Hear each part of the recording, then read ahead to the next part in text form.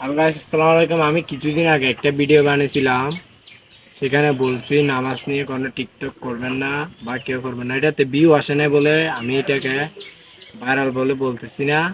তো সেখানে আমি বলতেছি, আবারও একটা ভিডিও আমি পাইছি আরেকজনের আইডিতে, নাম বলবো না। সেটা হচ্ছে একটা ফ্রি ফায়ারের ক্যারেক্টার বা এনিমি।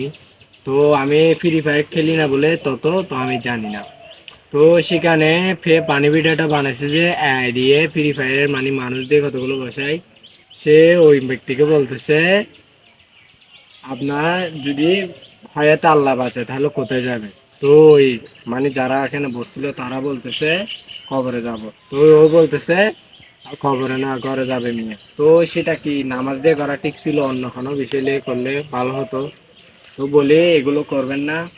তো আমি টিকটক কোম্পানিকে বলতেছি ভিডিওটা একটু ভাইরাল করবেন যাতে মানুষ সচেতন হয়। তো এরকম।